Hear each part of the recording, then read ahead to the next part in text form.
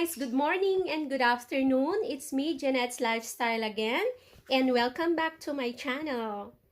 Anyway, hope everybody is well and hope you have a blessed Sunday once again. Today guys, I just wanted to share to you how I make my own simple chicken soup, or let's say a la chicken tinola for me. It's on my own version of how I make it in a simple and easy recipe of mine. Yeah, so for today's episode, I have here, which is of course the chicken native, which I will be going to use. Actually, I bought this today in Asian shop, which is just there to be buy, because in other local shops here we don't have a chicken native. Yeah, so I just went here there in Asian shop, just especially to buy this chicken native. Yeah, because as we all know, chicken native is very tasty and of course healthy as well. Yeah, so I have here, this one is a kilo. Yeah, and then of course I'll be using 4 medium potatoes and cabbage half medium, and I'll be using onion and ginger as well. And for the seasons, I have the salt, black pepper, and I'll be using a garlic powder. Yeah, so you can use as well a fresh one. And of course, for the leaves, I have here the watercress, spinach, and rocket. Yeah, so others are using leaves of chili in our country, and others are using papaya or sayote. But because I don't have such things, I'll have my own version of a la chicken tinola. Okay, yeah, so hope you guys will enjoy watching my own version of this chicken tinola recipe of mine. Okay, so once again, thank you for watching. Hi guys, welcome back to my channel once again. Now it's time for me to cook my simple recipe of my own, which is the chicken stew, or let's say chicken tinola or chicken nilaga in our country. Yeah, okay, so I have here already the pan, and now it's time for me to add a bit of oil, because I need to saute first the onion. Yeah, so oil is already hot. It's time for me to put the onion. There we go.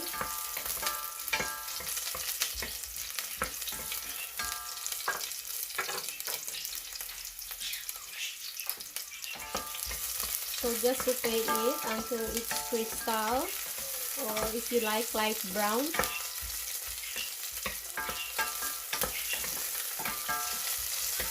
I like this kind of soup, yeah, or chicken stew, because especially winter, this is very healthy and of course tasty and good for the family. And now next is that the ginger.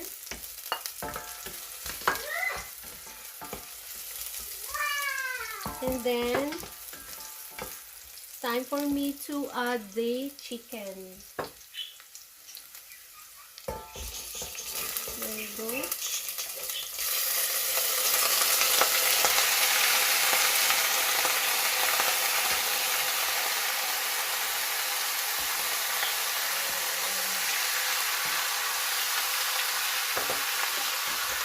quite many, yeah, because it's a kilo. So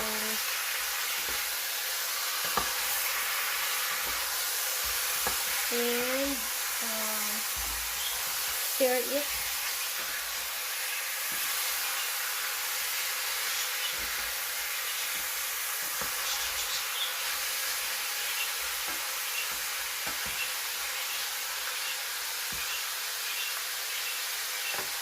And now I will add this one, the fish sauce, just a bit. And then it's time for me to add a water.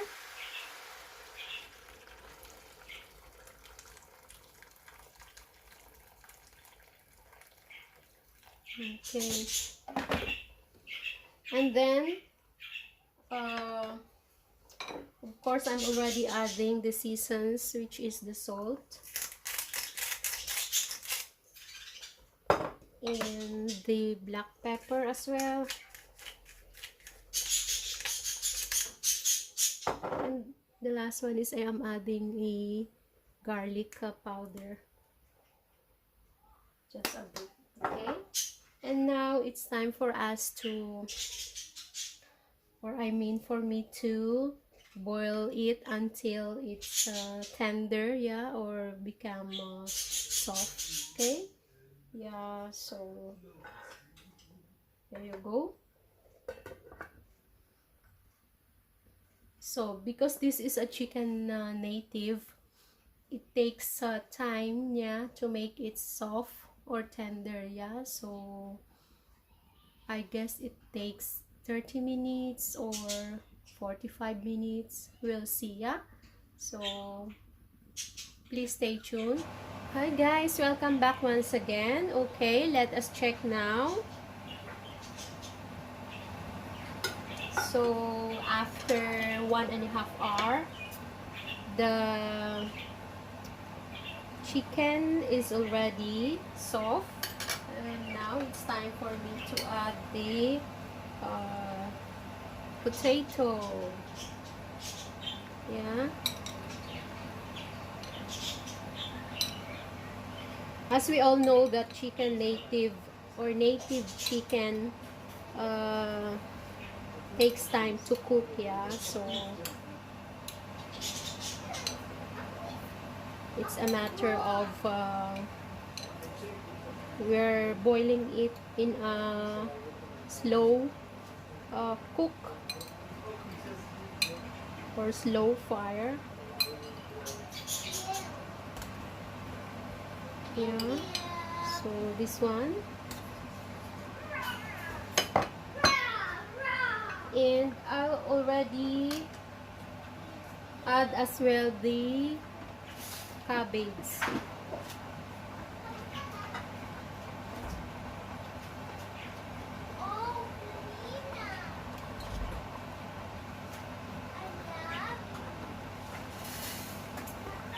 I like